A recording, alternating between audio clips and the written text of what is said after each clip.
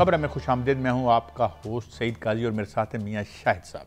बहुत मौजूद में हमारे और बड़ा अहम पैनल है हमारे साथ, मगर मैं कुछ रन डाउन आपकी खिदमत में अर्ज़ कर दूँ। मलक रियाज साहब को दुबई से गिरफ़्तार करके क्या पाकिस्तान लाना मुमकिन होगा? ये क्या कैटापल्ट होगी? सारी सिचुएशन जो है वो बदल के रहेगी। मलक रियाज साहब तो हमारे रोल मॉडल हुआ करते थे आखिरी खबरें आने तक, तो ये क्या हुआ इस हवाले से? और फिर ख़ास तौर पर डॉक्टर इकराम हक हमारे साथ होंगे। हम उनसे पूछेंगे कि ये ब्लैक मनी के क्या हमारे मुआहदे हैं, क्या कानून है, उन्हें लाया जा सकता है, नहीं लाया जा सकता, ये क्या कहानी है। सुप्रीम कोर्ट में एक बार फिर फुल कोर्ट बनने जा रहा है, एक बार फिर हमें एक बहुत बड़ी डिवीजन नज़र आती है। ये मामला किस तरफ जा रहे हैं? हमारे साथ जहांज़ेब अब्बासी साहब होंगे और राजा मोहसिन एजाज साहब होंगे, कोर्ट रिपोर्टर हैं, उनसे हम बाद में पूछेंगे। और आखिर में last but not the least general retired Ghulam Mustafa हमें बताएंगे कि दो बड़ी खबरें आई हैं कि दो बड़ी हजीमतें हुई हैं। चलें आगे, अपना ट्रंप बहादुर तो आ ही गए, मगर इजराइल को क्या वही शर्तें माननी पड़ी, बर्बाद करके वो गए वापस, मगर वही ज़िल्लत आमेज़ शराइत उन्होंने मान ली हैं और मज़ीद मजबूत हुई है हमास। इस पर हम बात करेंगे।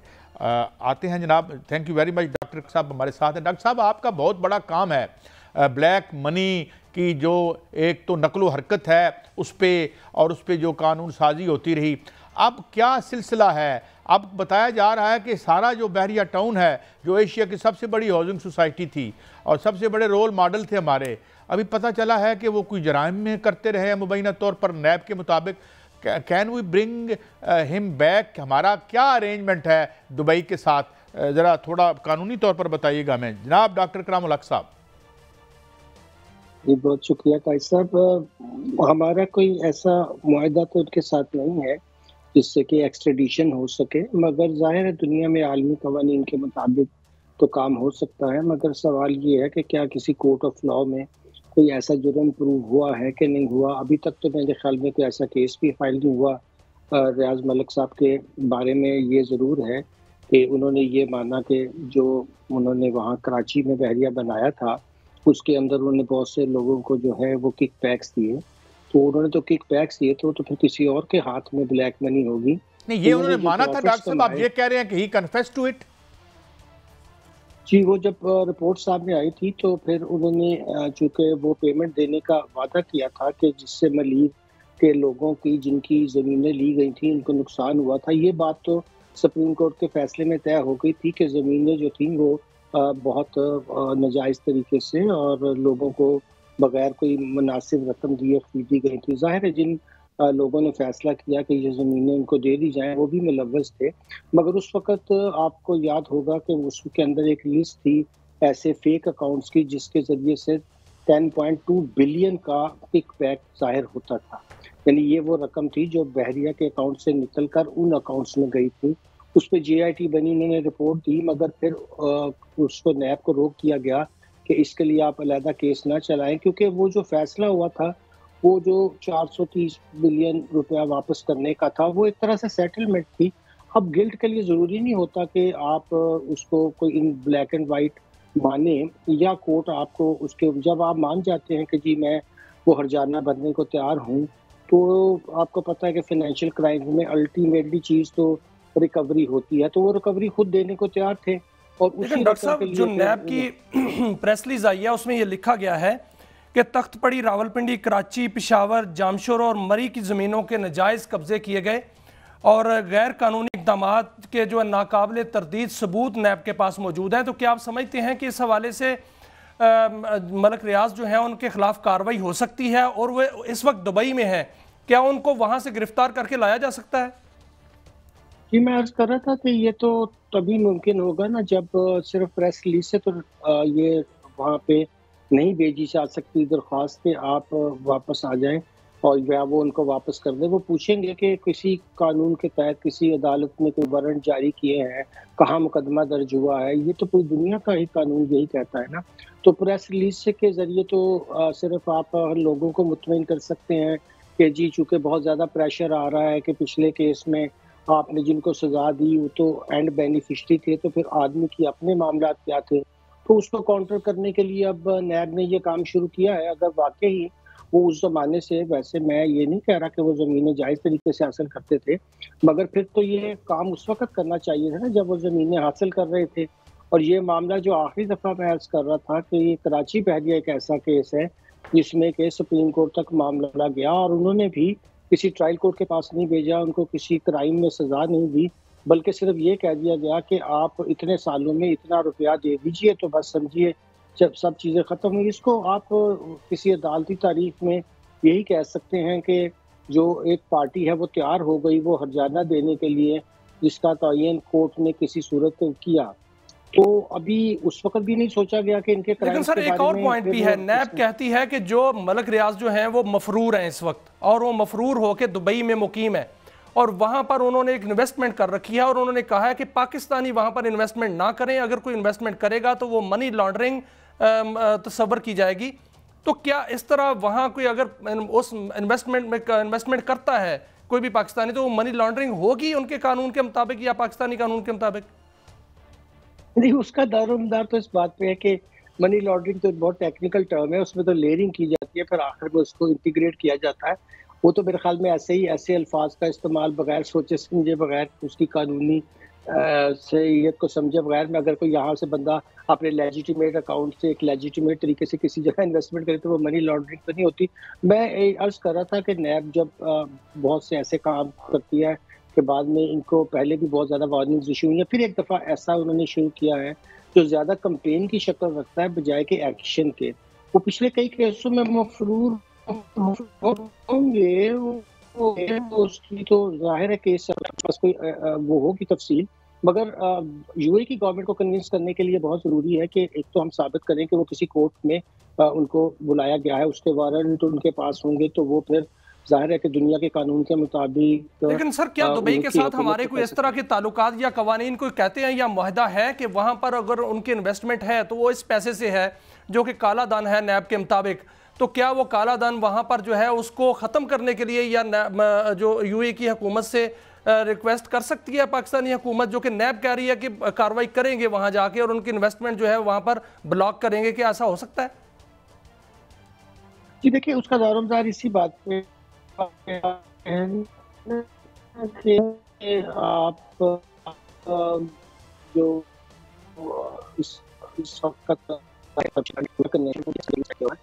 ये है कि रियासतें एक दूसरे के साथ म्यूचुअल असिस्टेंस करेंगी रोकने के लिए करप्शन को, तो वो उसका दारोमदार इसी बात पर है कि वो वाकई ही ऐसा केस बना के ले जाएं। लेकिन बहुत से पाकिस्तानियों ने, आपको पता है, वहाँ भी पीछे भी डॉन लीक के जरिए भी हमें वो चीज़ें पता चली थी और चीज़ों के बहुत सी अभी तक पाकिस्तान की जो वहाँ लोगों की प्रॉपर्टीज़ हैं उस पर तो हुकूमत ने कोई ऐसी कार्रवाई नहीं की, ना दुबई की हुकूमत को कहा कि ये हमारे यहाँ से गैर कानूनी तौर पे पैसा गया, इसको वापस किया जाए, ऐसी कोई मेरे ज़हन में अभी तक एक भी एक और बात ये तो चले आपने वजाहत कर दी डॉक्टर साहब कि जब तक यहाँ कन्विक्शन नहीं होती तो लीगली शायद हम ना कर सकें, लेकिन अगर गवर्नमेंट के दरमियान आपस में कोई अरेंजमेंट हो तो उससे हम, लेकिन बड़े अच्छे आदमी हैं, इतना बड़ा उन्होंने माल गिफ्ट तोहफे तहफ़ देना तो हमारा एक समाजी, आप जानते हैं, बड़ा एक खूबसूरत अमल है। उन्होंने एक छोटा सा तोहफा जो है इधर भी दिया था बिलावल हाउस का, फिर वो फरा गोगी साहिबा को मुबैना तौर पर उन्होंने, तो एट दैट टाइम क्या ये हमारी लॉ एनफोर्समेंट और ये जो सारी गवर्नमेंट है वो सोई हुई थी? और अब वो कहते हैं मेरे पास बड़े राज हैं और अब वो पहले राज नहीं बताते, तो वाई कांट वी डू? हम इस पे ये तोहफों पे तो कोई कार्रवाई नहीं हो सकती जब तक ये साबित ना हो कि इन रिटर्न उनको कोई फेवर इन्होंने दी है सरकार में जाके। जी जी जी डॉक्टर साहब, अगर आप कंडक्ट देखें कि दूसरे ममालिक में, जैसे अभी हमने यूके में देखा, एक छोटे से मामले से बात शुरू हुई मगर उन्होंने अपना उसका पूरा होमवर्क किया, उसके मुताबिक काम किया। हमारे लोग, आपने सही फरमाया कि सिर्फ ये बातें एक कंपेन के लिए तो करते हैं, फिर अगर तल्लुकात अच्छे हो जाए तो कंपेन ख़त्म हो जाती है, अगर तल्लुकात बुरे हों तो फिर कंपेन शुरू हो जाती है, मगर सीरियसली रोकने के लिए कभी नहीं किया जाता। वहाँ तो उन्होंने ये भी बताया कि 9 अकाउंट्स में जो इतना पैसा आया था, और वो तो 190 मिलियन नहीं था, एक्चुअली 240 वहाँ मिलियन था। वो उन्होंने, जो यूके की नेशनल क्राइम एजेंसी थी, उसने भी अपना कट लेना होता है, वो लेकर उन्होंने बाकी रकम का इजहार किया था। मगर जाहिर है वहाँ भी एक डील हो गई कि ये नहीं हम कभी हमारी हुकूमत का साहब, मैं ये बात दोबारा पूछूंगा कि उनकी क्राइम एजेंसी ने भी अपना माल बीच में ले लिया था। देखें, एक तो प्रेस रिलीज है नैब की, नैब ने तो कहा है कि मनी लॉन्ड्रिंग का पैसा वहां दुबई में इस्तेमाल हो रहा है, लेकिन दूसरी जानब मलिक रियाज ने एक वहां पर ट्वीट किया है, उन्होंने कहा है कि 40 साल पुराने राज मेरे दिल में है, अगर मैं उस राजों को खोल दूं तो बौंचाल आ जाएगा। तो फिर आप क्या समझते हैं कि जिस तरह अभी आपने बात की डॉक्टर साहब कि छोटा सा मामला शुरू हुआ था और फिर वाकईतन वो पनामा वाला मामला कहां तक पहुंचा, तो क्या ये भी इस हवाले से अगर मलिक रियाज के खिलाफ कार्रवाई होती है, अगर वो अपने राज जो है वो फाश कर देते हैं, तो फिर बड़ा कोई जिसको कहते हैं कट्टा खुलने वाला है या बहुत बड़ा जो बौछार आने वाला है? जी जाहिर है, वो भी अपने अंदाज में बता रहे हैं कि अगर आप मेरे तक पहुंचेंगे तो मैं भी आप तक पहुंचूंगा। तो ये जो अब एक वॉर ऑफ वर्ड शुरू हुई है, इससे ये पता चल रहा है कि रियासत भी कभी संजीदा नहीं थी कि अगर कोई गलत काम कर रहा है तो उसको मौके पे पकड़ कर सजा दी जाए, और जिनके ज़हन में राज हैं वो भी अपना कारोबार ही करना चाहते थे, उनके यहाँ भी कोई सीरियसनेस नहीं थी। कि जाहिर है वो तो मानते भी हैं कि मैं फाइलों को पहिए लगाता हूँ, और उन्होंने तो कभी इस बात से इनकार भी नहीं किया कि वो करप्शन के अंदर, जाहिर है उनका तो फिर ये दावा होता है कि पाकिस्तान में कोई सिस्टम चल ही नहीं सकता बगैर इसके। तो अगर वो रकम देते रहे हैं तो उसका बरमला इज़हार भी करते रहे हैं। अब सिर्फ वो ये कह रहे हैं कि मैं नाम भी बता दूंगा, तो ये तो फिर हमारी रियासत के ऊपर इसका बैड रिफ्लेक्शन होगा। रियाज मलिक साहब को तो कोई फर्क नहीं पड़ने लगा। लेकिन नहीं देखे ना डॉक्टर साहब, डाउन में पूरा उन्होंने एरियल गूगल से निकाल के बताया कि कितना एरिया जो है, और जो गोठों का मामला था, जो गोठों का मामला था जहाँ से मस्कीन किसानों को या उनको बेघर किया गया, हुआ तो कुछ भी नहीं। बदनामी से हमें क्या फ़र्क पड़ता है, मतलब बट नथिंग हैपेंड।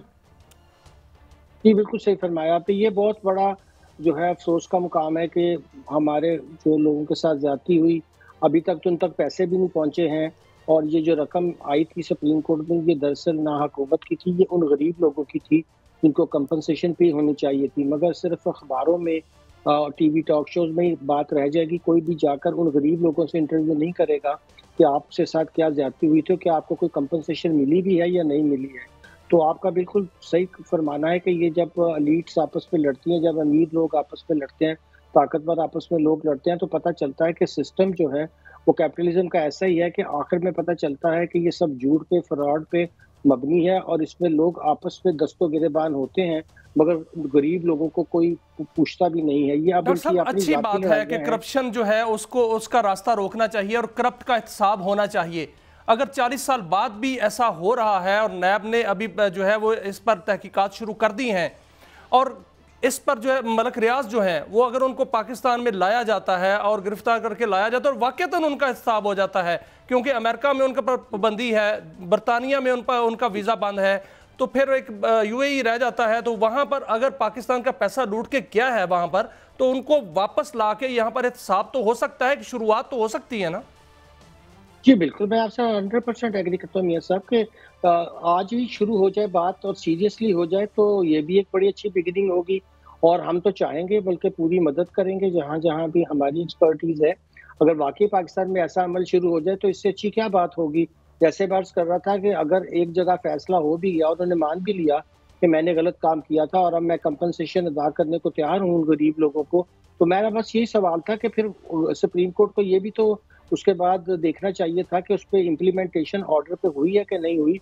वो जो पैसा आया भी है, उन्हें एडजस्ट करवाया भी है, वो गरीब लोगों तक पहुंचा भी है कि नहीं पहुंचा है। आफ्टर ऑल आपको पता है हजारों गांव जो थे उनकी जमीनें छीन ली गई, लोग बैठे हुए थे, उनको कोई एडुकेट जो लॉ के मुताबिक थी कंपनसेशन भी नहीं दी गई।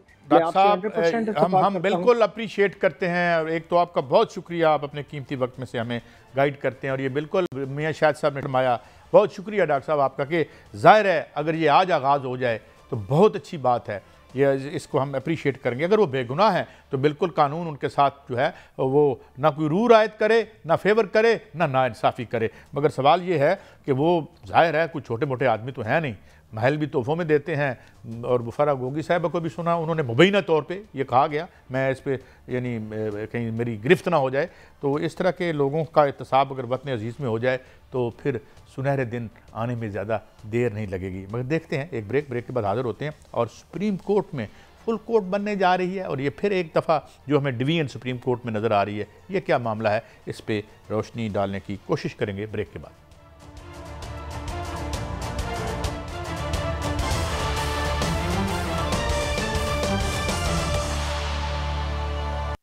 नाज़रीन आगे बढ़ते हैं, और हमारे साथ मौजूद हैं मुमताज़ कोर्ट रिपोर्टर जनाब जहांज़ेब अब्बासी साहब और जनाब राजा मोहसिन एजाज साहब।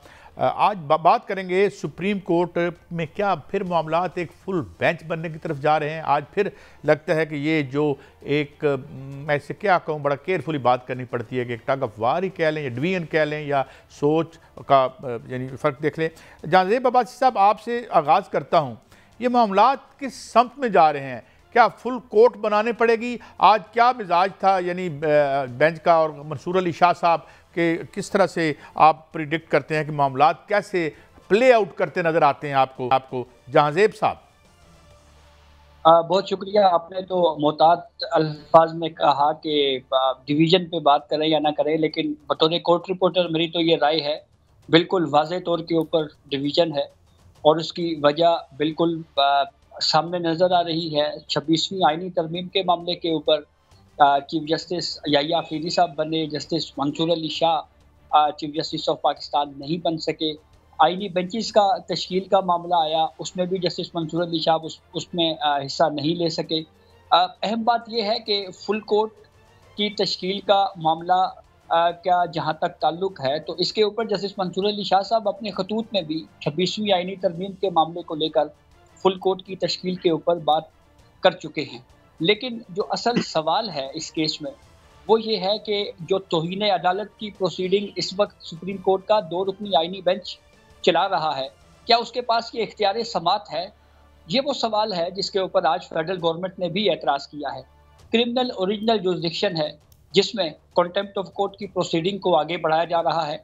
अब तौहीन अदालत के हवाले से जितना मैंने इन केसेस को कवर किया है और एक प्रिंसिपल भी यही है कि ये तौहीन अदालत का केस तौहीन करने वाले और अदालत के दरमियान का मामला होता है, लेकिन उसके अंदर कुछ इस तरह के सवालात फ्रेम करना, इसके ऊपर आज अटॉर्नी जनरल ने भी ये बात कही कि सुप्रीम कोर्ट ऑफ पाकिस्तान इस इख्तियार समात को जो है वो इस्तेमाल नहीं कर सकती। दूसरा अहम मामला इसके ऊपर फुल कोर्ट की, मोहसिन भाई यही पॉइंट मैं आपकी तरफ ले जाता हूं। अब्बासी साहब कह रहे हैं कि इसमें डिवीजन है जो सुप्रीम कोर्ट में, लेकिन मामला तो बड़ा सादा था, तौहीन अदालत का मामला हुआ, अब फुल कोर्ट की तरफ जा रहा है। क्या ये मामला सादा ही है, यहाँ ख़त्म हो जाएगा या आगे तक जाएगा? फुल कोर्ट के बाद 26वीं आईनी तरमीम को तो नहीं छेड़ेगा ये मामला? देखिए, अब मामला इस तरह से गया कि सुप्रीम कोर्ट ऑफ पाकिस्तान में डिवीजन की आपने बात की, और ये डिवीजन जो है ये आज से नहीं है, ये हमें पिछले कोई कुछ 3 साल से तो बहुत ज्यादा दिखाई दी।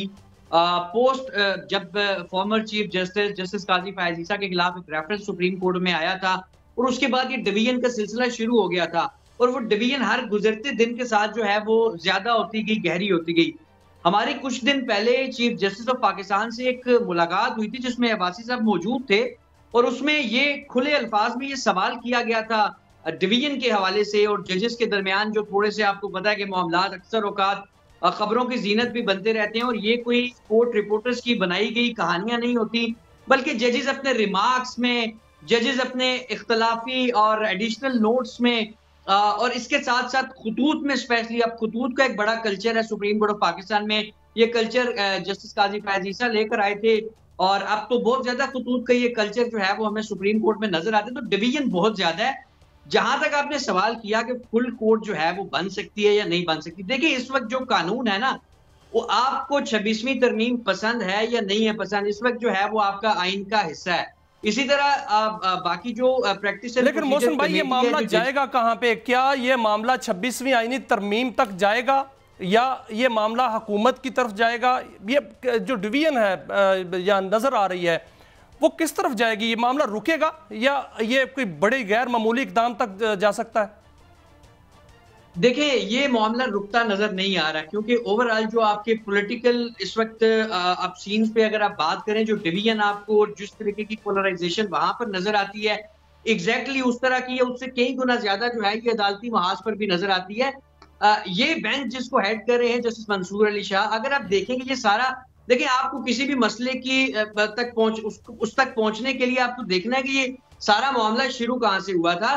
तो देखिए, मामला ये सारा शुरू हुआ था जस्टिस मंसूर अली शाह की जो इस वक्त पोजीशन है, अगर आप आज से कुछ 6-8 महीने पहले चले जाएं तो उनकी ये पोजीशन नहीं थी। ये सारी पोजीशन उस वक्त हुई जब अगला चीफ जस्टिस उन्होंने बनना था, फिर वो आपको पता है आईनी तरमीम आ गई और चीफ जस्टिस जो है वो जस्टिस याहिया अफरीदी साहब बन गए। और जब ये थोड़ा अर्सा पहले ही नजर आना शुरू हो गया था, जब खबरें चलना शुरू हुई थी कि 3 नाम जाएंगे या हो सकता है उस वक्त के चीफ जस्टिस को एक्सटेंशन मिल जाए, तो उस वक्त थोड़े से, हालांकि जस्टिस मंसूर अली लेकिन शाह मोहसिन साहब जो आज हमें साफराई नजर आई है वहां पर बेंच के अंदर, जिसमें 4 अदालती मामन बन गए और उसमें अटॉर्नी जनरल जो है वो कह रहे हैं कि ये मामनत नहीं कर सकते, तो मुझे तो लग रहा है, आप इसमें गाइड कीजिएगा, आप कोर्ट रिपोर्टर हैं, वहां पर आप होते हैं, ये मामला तो आगे 26वीं आईनी तरमीम को खत्म करने की तरफ जा रहा लगता। देखिए 26वीं आईनी तरमीम करने का भी एक तरीकाकार है और इस तरह के किसी भी कानून को या आइन को स्ट्राइक डाउन करने का भी जो है वो तरीकाकार हमारे इसी आइन में जो है वो लिखा हुआ है। देखिए अगले हफ्ते के लिए जो है वो 26वीं आईनी तरमीम से मुतल्लिका जो दरख्वास्तें हैं उन्हें समाअत के लिए मुकर्रर। मैं माफी चाहता हूँ, मैं इंटरजेक्ट कर रहा हूँ राजा साहब। मैं जाज़ेब अब्बासी साहब, आपने एक तरकीब इस्तेमाल की, इख्तियार समाअत, और इसी तरह राजा साहब ने यह कहा कि एक तरमीम को ख़त्म करने का भी तरीका है। इन आइसोलेशन तो हम कुछ भी नहीं देख सकते जाज़ेब अब्बासी साहब, हमें एक इख्तियार वोट भी है और उसका इस्तेमाल भी हमने देखा आईनी तरमीम के दौरान। वैसे आम इंसान को भी हमने आइन जो है इख्तियार वोट, इख्तियार नॉमिनेशन पेपर, तो जब ये मामला जहाँ से शुरू हुआ था, अब हम कैसे समझते हैं कि अगर शफाफ नीचे से नहीं आया तो ऊपर से शफाफ हो जाए? तो ये इसको हमें इस बड़े तनाजुर में नहीं देखना पड़ेगा अब्बासी साहब? देखें, अगर मजमूई तौर के ऊपर बात करें तो जहाँ पे अगर इसको चीफ जस्टिस याहिया अफरीदी साहब 26वीं आईनी तरमीम के उनको फ़ायदा हुआ है, तो जस्टिस मंसूर अली शाह मुतासरा भी हैं।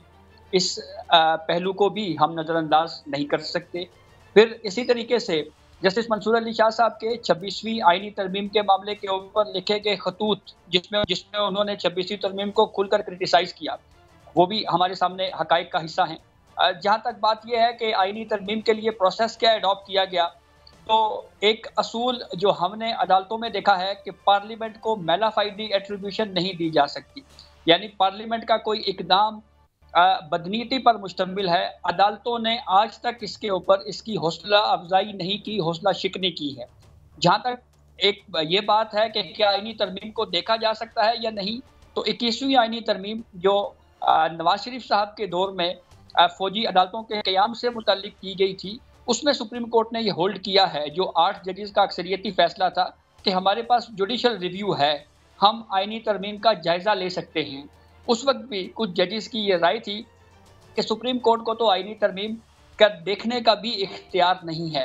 एक्ट ऑफ पार्लियामेंट के हवाले से जस्टिस ये तो सब्जेक्ट टू कन्फ्लिक्टिंग, देखें माफी चाहता हूँ, ये तो कन्फ्लिक्ट, यानी law is always a matter of conflicting interpretations. कुछ लोग कहते हैं कि अगर तरमीम आइन की रूह से मुतसादम है तो सुप्रीम कोर्ट उसे टेक अप कर सकती है। ये देख, ठीक है, अपनी अपनी राय है और उसको लोग करते रहते हैं, और हम किसी को मैलाफाइडी तो कह ही नहीं रहे।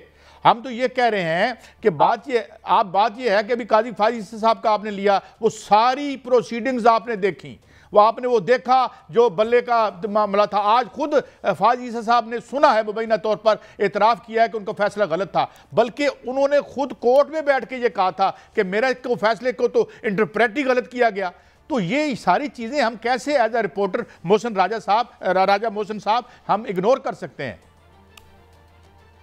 देखें, आपकी बात बिल्कुल सही है। ये जो सारा कुछ हुआ, देखें आपने बल्ले के इंतखाबी निशान वाली बात की है, तो मैं आपको थोड़ा सा और पीछे ले जाता हूँ। मैं आपको ले जाता हूँ KPK और पंजाब के इंतखाबात वाले केस में। देखिए आपका आइन बड़ा क्लियर है काजी साहब और मियाँ साहब, आपका आइन बड़ा वाजे था कि आइन का आर्टिकल 224 सब क्लॉज 2 कहता है कि जब भी असेंबलीज डिसॉल्व होंगी, आप जो है 90 दिन के अंदर इस मुल्क में इलेक्शन करवाएंगे। ये आइन आपको कहता है, लेकिन आपने टेक्निकल रीजंस के पीछे आप गए और टेक्निकल रीजंस के पीछे जाके आपने इलेक्शन इस मुल्क में डिले हुआ ना, उसमें यही जस्टिस मंसूर अली शाह साहब जो हैं, इन्होंने नोट्स लिखे थे, और ये फिर आपको पता है कि इलेक्शन करवाने का एक फैसला था, सुप्रीम कोर्ट ने दिया, उस पर अमल नहीं हो सका था। तो हमें वहां पर भी देखना है कि कौन उस वक्त लाइन के किस तरफ खड़ा हुआ था। अब अगर किसी का भी कुछ जाती प्रॉब्लम है और उसको जो है वो आप आइन और कानून की लड़ाई से तशबीह दे रहा है, तो ये भी किसी सूरत मुनासिब तो हम नहीं ये है। मैं आपकी बात से ये बावर कर लूं कि जब हम 26वीं तरमीम बना रहे थे तो उसमें कोई जाती इंटरवेंशन नहीं थी, वो बिल्कुल इस मुल्क के मफाद में हुआ था, और अब जो हो रहा है वो बिल्कुल चूंकि जाती तौर पर वो एग्रीव्ड है इसलिए है, पीछे से ठीक आ रहा था, अब कोई गड़बड़ हो गई है। Is that right? This is what you mean sir? अभी अब्बासी साहब ने एक आपको एक इशारतन एक बात बताई, बल्कि खुले अल्फाज में बताई कि ये सारा मामला किस वक्त शुरू हुआ, जब चीफ जस्टिस नहीं बन सके जो जस्टिस मंसूर अली शाह हैं। उसके बाद देखिए अब 26वीं तरमीम के ऊपर बहुत सारी बात हो सकती है कि वो इस तरह हुई उस तरह हुई, वोट के बहुत सारी हमने अदालत में बहुत सारी दरख्वास्तें दायर होते हुए देखी। मैं उसका टेक्स्ट आपको बताता हूँ कि ये कि जी वोटिंग कैसे कराई गई, बंदे कैसे पूरे जब अदालती बहरान सामने आया है उसके नताइज अच्छे नहीं निकले। हमने देखा कि अदालती बहरान जब आता है या तो हुकूमत पर उसके असरात पड़ते हैं या खुद उस पर अदलिया पर पड़ते हैं। ये जो अदालती बहरान आगे बढ़ रहा है और मजीद गहरा हो रहा है, आप क्या देखते हैं कि इसके असरात हुकूमत पर भी और अदलिया पर भी पड़ेंगे? देखिए अदलिया बतौर इदारा में आप मतलब हर बंदे को ही पता है कि अदलिया की बतौर इदारा जो है वो इसमें क्या पोजीशन हो चुकी है। 26वीं आईनी तरमीम के बाद तो जो एक ट्रस्ट का आपको पता है एक लेवल था, वो खासा, मैं अगर मोहतात अल्फाज इस्तेमाल करूं तो नीचे आ गया है। लेकिन अब रियलिटी ये है कि इस वक्त जो है आपके मुल्क के चीफ जस्टिस याहिया अफरीदी हैं, आईनी बेंच के सरबराह जस्टिस अमीनुद्दीन है। 26वीं तरमीम जैसे भी हुई आपके आइन का मैं एग्री करता हूं राजा सुल्तान सिकंदर साहब हमारे चीफ इलेक्शन कमिश्नर हैं, शहबाज शरीफ साहब जो हैं जो जमानत में थे वो आज हमारे वजीर आज़म हैं, हम मानते हैं ये हकीकत अपनी जगह पे है। मेरा आखिरी सवाल जज़ेब अब्बासी साहब, क्या इस मुल्क की तरमीमें और इन अदालतों के फैसले बजाय बड़े जो पॉलिटिकल धड़े हैं उनका निशाना बने, अवाम के मफाद में नहीं होने चाहिए? हमारी पार्लियामेंट है, हमारी मुकद्दस पार्लियामेंट है, कभी कोई कानून हमारे लिए भी बने, कोई फैसला हमारे लिए भी आ जाए। Do you agree sir? Abbasi साहब योर लास्ट कमेंट। देखें 26वीं आईनी तरमीम का पूरा एक बैकग्राउंड है। यहाँ पे जुडिशल एक्टिविज्म के जरिए हमारी जो मुल्क की मईशत है उसको नुकसान पहुंचाया गया। यहाँ पे जुडिशल एक्टिविज्म के जरिए सियासतदानों को नाअहल किया जाता रहा। एक सियासतदान को फांसी दे दी गई। मैं एक छोटा सा वाकया आपसे शेयर करता हूँ। साबिक चीफ जस्टिस साकिब निसार हुआ करते थे, उन्होंने फेसबुक के ऊपर गर्दिश करने वाली एक पोस्ट के ऊपर 100 मोटो ले लिया कि 100 रुपए का जब आप मोबाइल कार्ड चार्ज करवाते हैं तो उसके ऊपर टैक्स क्यों लिया जाता है। उस 100 मोटो के नतीजे में अरबों रुपए का पाकिस्तान की मईशत को नुकसान हुआ। ये बैकग्राउंड है जिसको अब्बासी साहब बात तो सिर्फ ये है, आपने कहा कि जी एक प्राइम मिनिस्टर को फांसी दे दी गई। अरे भाई हम तरमीम जो कर रहे हैं यही तो फांसी देने साथ भी थे। बहरहाल चलें, ये तो तारीख है, तारीख फैसला करेगी। हम कौन होते हैं किसी किस्म का फैसला करने के। एक ब्रेक के बाद आते हैं बड़ा अहम मसला। एक तो कनाडा क्या उसके टुकड़े होने जा रहे हैं, बड़ी अहम खबर है ये जो एक हमलावर हुए ट्रंप, और साथ ही इजराइल को कैसे खाक चाटनी पड़ी इसके बावजूद कि हमारे बहुत से प्यारे 1,87,000 बंदा वहाँ पे जो एक जरीदा है मेडिकल उसके मुताबिक वहाँ पे। एक ब्रेक के बाद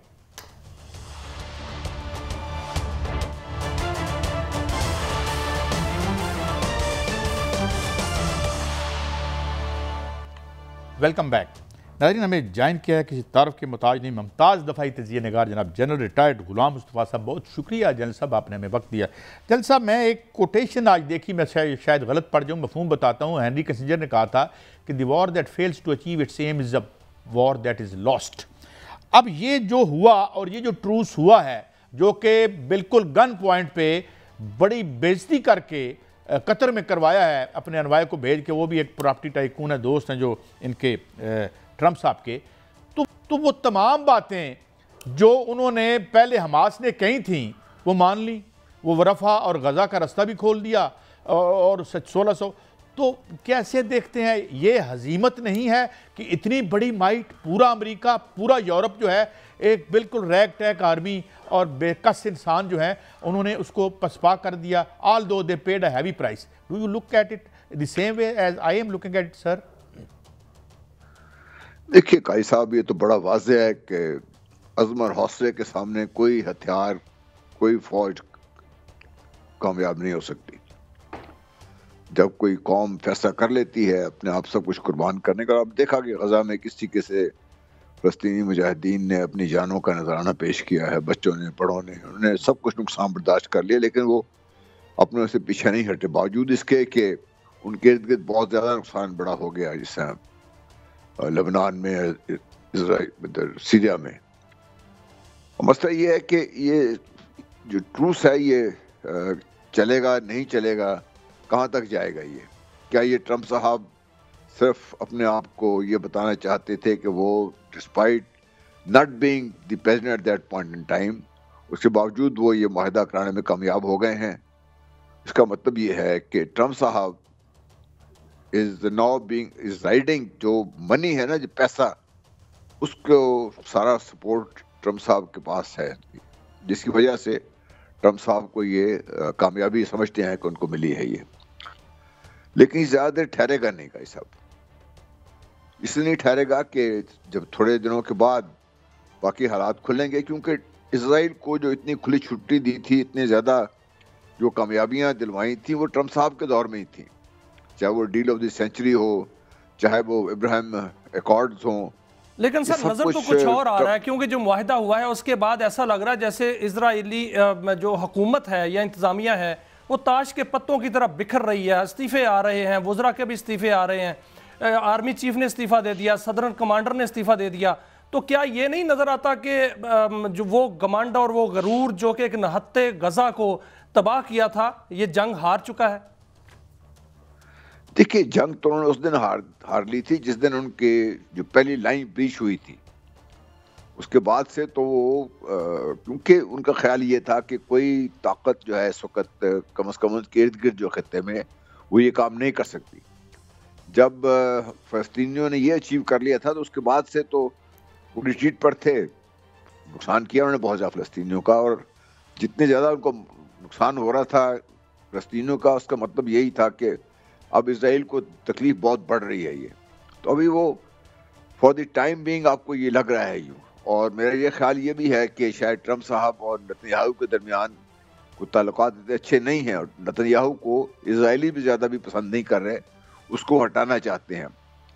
नेतन्याहू को हटा देंगे, एक और आ जाएगा उस जगह पे, लेकिन जो लॉन्ग टर्म उनकी जो पॉलिसी है इस खत्ते में इजराइल के लिए, वो इफेक्ट नहीं होगी, क्योंकि वो ट्रम्प साहब से ज्यादा जो डीप स्टेट है अमेरिका की, और डीप स्टेट से मतलब ये नहीं जिससे हम एस्टेब्लिशमेंट कह के चुप कर जाते हैं। डीप स्टेट वो है जो पैसा कंट्रोल कर रहे हैं, जो इन्फ्लुएंस, रियली इन्फ्लुएंस जो विल्ड करते हैं जो पैसे के जरिए। तो वो लोग चूंकि उनका ज्यादातर लेकिन सर इस खित्ते में जो अब उनकी पॉलिसी है वो तो इब्राहिम अकॉर्ड ही नजर आ रहा है, क्योंकि ट्रम्प कहते हैं कि इब्राहिम अकॉर्ड पे वो दस्तखत कराएंगे। पहले भी वो इस पर पेशरफ्त कर चुके हैं और उन्होंने कहा कि सऊदी अरब जाने से पहले इस पर दस्तखत हो जाएंगे। तो आपको लग रहा है कि इब्राहिम अकॉर्ड जो है वो उस पर दस्तखत हो जाएंगे और अरब जो है वो इसराइल को तस्लीम कर लेंगे? देखिए, अरबों में कौन से मुल्क ऐसे रह गए हैं जिन्होंने तस्लीम नहीं किया, डायरेक्टली या इनडायरेक्टली। हमें जो सऊदी अरेबिया को जो नजर आ रहा है, तो सऊदी अरेबिया ने तो बहुत पहले से इजराइल को फैसिलिटेट करना शुरू किया हुआ है। जब इराक के न्यूक्लियर इंस्टॉलेशन पे अटैक हुआ था तो वो सऊदी अरेबिया से ऊपर से फ्लाई करके गए थे ना। तो इसलिए सऊदी अरेबिया ज्यादा देर, अभी नुकसान ये हुआ कि जब ये गजा में मसला शुरू हुआ तो इस वजह से सऊदी अरेबिया को सेट बैक हुआ, वरना सऊदी अरेबिया तो बहुत आगे जा रहा था इससे। ये तो इब्राहिम अकॉर्ड तो हो जाएगा इससे, लेकिन इब्राहिम अकॉर्ड होने से मुसलमानों को क्या फायदा होगा? जो मुसलमान मुल्क हैं खत्ते को, उनको क्या फायदा होगा उसमें? आप ये देखिए कि क्योंकि इन सब तकसीम है आपस में, वहाँ के खत्ते के जो लोग हैं मुसलमान हैं आपस में, तो उनको एक एक करके जिस तरीके से दबाया जा रहा है। तो माफी चाहता हूँ जल साहब आपकी, चूंकि आप एक जर्नैल हैं और आप मिलिट्री स्ट्रेटजी को अच्छी तरह जानते हैं। हमने देखा इराक में पहली दफ़ा साबित हुआ कि जो शॉक एंड ऑ था, कभी फ़ौजों को फतह किया जाता है, समाज को फतह नहीं कर सकते। एक इजरायली ब्रिगेडियर का बयान आया है, इसमें मैं आपका कमेंट चाहता हूँ। वो कहता है कि IDF के हर बॉम्ब के बाद जो हमास है वो ज़्यादा मजबूत हुई है, हर चंद के वो 20 लाख 30 लाख लोग हैं जो भी। तो इसको इस तरह सोसाइटी को आप बर्बाद तो कर सकते हैं, वहाँ ज़िंदगी तो क्या टोटली फतह तो होते हमने नहीं देखा कि वो अनाइलेट हो जाएं, हवा में एवेपोरेट कर जाएं। तो इशू तो ये चलता रहेगा as a festering boot. Do you agree sir? जी बिल्कुल, क्योंकि इजराइलीज का मसला कुछ और है, फ़लस्तीनियों के मसाइल में बड़ा वाज़ेह है। वो तो अपनी ज़िंदगी और मौत की जंग है उनके लिए, और उनको ये पता है कि अगर ये यहाँ पे खड़े ना हुए तो जो उनकी थोड़ी बहुत जो उनकी होल्ड है इस इलाके में, गजा की जो पट्टी है, जो बाकी जो वेस्ट बैंक के इलाका है, वो ख़त्म हो जाएगा सारा कुछ इनका, और उनका कोई निजाम निशान बाकी नहीं रहेगा। वही बात अच्छी तरह समझते हैं, इसीलिए वो देखिए किस तरीके से अज़म हौसले के साथ खड़े हैं इतना नुकसान कराने के बावजूद भी। तो ये तो होने से रहा, क्योंकि जैसे मैंने पहले अर्ज की थी कि जिस कौम ने भी, आप देख लीजिए रिसेंट हिस्ट्री में, आप देख लीजिए जिस कौम ने भी अपनी जानों का नजराना पेश करना शुरू कर दिया, उनके साथ दुनिया की कोई ताकत लड़ नहीं सकती। अमेरिका को वियतनाम में शिकस्त हुई, आप देखिए, और किसी और जगह पे देख लीजिए, अफगानिस्तान में आप देख लीजिए हमारे हमसायगी में क्या हुआ। 20 साल तक वो पूरी ताकत के साथ, पूरी माइट के साथ वो लगे रहे, पैसा भी लगाया, सब कुछ किया, लेकिन अल्टीमेटली उनको वो फतह हासिल नहीं हो सकी जो वो चाहते थे। वो तो ये तो बड़ा वाज़ेह है, तारीख का ही सबक है। जनरल साहब, आपने अभी अरशाद फरमाया कि जो मुसलमान मुल्क हैं वो तकसीम है, जो इजराइल है उसका निशाना जो है वो ईरान है या पाकिस्तान है। अब आप देखने में आया है कि ईरानी जनरल जो है वो भी पाकिस्तान आए और यहाँ पर मुलाकातें भी हुई। क्या आप समझते हैं कि इजराइल को ये वाज़े पैगाम था कि ऐसा अगर होगा तो फिर मुस्लिम ममालिक कुछ तो खड़े हैं? जी, मैंने शायद पिछले प्रोग्राम में आपकी से बात की थी कि 3 ही मुल्क हैं जो जिनमें कुछ ये सख्त है वो कर सकते हैं। एक तो पाकिस्तान है अल्हम्दुलिल्लाह, जिसके पास अल्लाह ने ताकत भी दी है और हिम्मत भी है। दूसरा तुर्की है जो शायद इस जंग में शामिल नहीं होगा, पीछे हट के रह जाएगा। ईरान बदकिस्मती से निशाने पर है। तो ईरान और पाकिस्तान का तो आप देख लें, जो जिस तरह कहते हैं कि वे joint at the hips. Iran को अगर कुछ सख्त पहुंचती है इजराइल के हाथों तो पाकिस्तान को इफेक्ट होगा, उसका बड़ा डायरेक्टली इफेक्ट होगा। इसलिए ये बड़ा वाज़ेह है कि पाकिस्तान और ईरान को मिलकर चलना पड़ेगा, जहां तक चाहे वो अफगानिस्तान की पॉलिसीज है, चाहे वो इजराइल के खिलाफ है, या दूसरी जो पॉलिसीज हैं। इसलिए अच्छा जनरल साहब, ये अभी आपने एक जो मैं यानी 2 मिलिट्री कैंपेन्स हुई। अब अगर मैं थोड़ा सा यूक्रेन की तरफ चला जाऊं तो आप देखते हैं कि ना उसकी सिर्फ रशिया की मैशत यानी बेहतर हुई, उसने मजीद इलाका भी ले लिया, और अब अगर ट्रूस होता है तो मजीद इलाका ट्रंप देने को तैयार है। तो ये दोनों जंगें अमली तौर पर तो ये हार गए। जी बिल्कुल हार गए। यूक्रेन की जंग तो बहुत पहले से हार चुके हुए हैं। यूक्रेन की फौज तो तकरीबन खत्म हो चुकी हुई है। देखिए, पुतिन ने सबसे पहले तो ये जनरल ट्रंप साहब के दौर में ये शुरू हुआ था 2014 के बाद, सॉरी मैं कह रहा हूँ, कि जब ये ट्रंप साहब के दौर में ये जो मर्सनरीज थे under a retired American general वहाँ प्लेस हुए थे, तो पुतिन ने पहला निशाना तो उनको बनाया था, वो तो भाग गए सर वहाँ से। जो यूक्रेनियन फौज थी उसमें इतनी ही सख्त थी जितना वो लड़ सके। उसके बाद तो अभी उन्होंने तो ओवर एज लोगों को भी वापस लाना शुरू कर दिया है फौज में, वो बाने को तैयार नहीं है। यूक्रेन तो फौज भी बिखर चुकी हुई है, उनके पास अभी है कुछ नहीं इनके पास। तो अब उस जंग को और मजीद जारी रखना ये यूक्रेन को तो नुकसान पहुंचाएगा ही पहुंचाएगा। अच्छा जनरल साहब, वक्त कम है, मैं थोड़ी सी बात और आपका मैं चाहता हूँ इस पर भी बात हो जाए।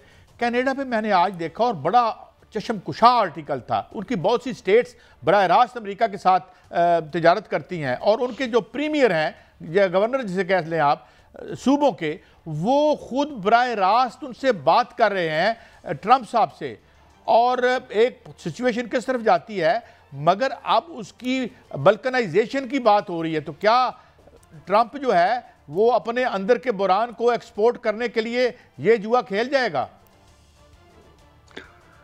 देखिए, जो ट्रंप को जो जिन चैलेंजेस का सामना है ना, उसके लिए उन चैलेंजेस से निपटना तो एक चैलेंज है ही है, लेकिन उनसे अमेरिका के अंदर से जो लोग हैं या जो उनके एक्सट्रीम हार्डलाइनर्स हैं, उनको अपने साथ रखने के लिए ट्रंप को कुछ ना कुछ तो करना पड़ेगा। और कनाडा बड़ा इजी टारगेट है, उनकी फौज नहीं है उनके पास, अगर है तो बड़ी मामूली सी फौज है उनकी, और वो लड़ने वगैरह में इतना यकीन रखते नहीं हैं, और रिसोर्सेज उनके पास बेबहा हैं, और रिसोर्सेज को वो इस तरीके से एक्सप्लॉइट कर नहीं सके जिसके पूरे कैनेडियन को फायदा हो, या वो एक दुनिया में बहुत बड़ी एक माली ताकत के तौर पर सामने आए। तो अमेरिका के साथ मिलके चलने में उनको इतना ज़्यादा नुकसान नहीं है। वो शायद कैनेडियंस भी इस बात पे किसी हद तक तैयार हो जाएंगे, क्योंकि कनाडा के अंदर की जो सूरत हाल है इस वक्त, वहाँ पर भी लोग जो कनाडा में हैं वो भी खुश नहीं है।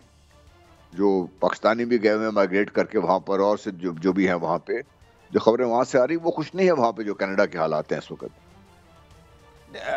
तो आप ये समझते हैं कि तो सर क्या ये समझा जाए कि कनाडा भी अमेरिका के साथ आ जाएगा, पनामा भी ले लेगा और फिर वो ग्रीनलैंड भी ले लेगा? ग्रीनलैंड को शायद थोड़ा उसको और एफर्ट करनी पड़ेगी, लेकिन ये पनामा और कनाडा का तो इतना ज़्यादा मसला नहीं बनेगा उनके लिए, क्योंकि वो तो कहते हैं right there on the plate. अब उसको कैसे लेते हैं, क्या मेरे के अंदर से लोगों के साथ खड़े होंगे, और वो ट्रम्प साहब के लिए एक चैलेंज है। मेरा ख्याल है डीप स्टेट फिर उसके साथ खड़ी होगी यहाँ पे, और जैसा मैंने पहले उसकी कनाडा को भी फ़ायदा होगा इससे। जल साहब, it is always a great pleasure to have you on the show, जिस आप हमें रहनुमाई करते हैं, हर चीज़ों पे रोशनी डालते हैं। बड़े एक अजीब अहद में हमने कदम रख दिया है, मकामी और कौमी तौर पर भी और आलमी तौर पर भी। बहरहाल अच्छी उम्मीद के साथ और अच्छी दुआओं के साथ आज इजाज़त लेते हैं आपसे, कल फिर मिलेंगे। अल्लाह हाफिज़।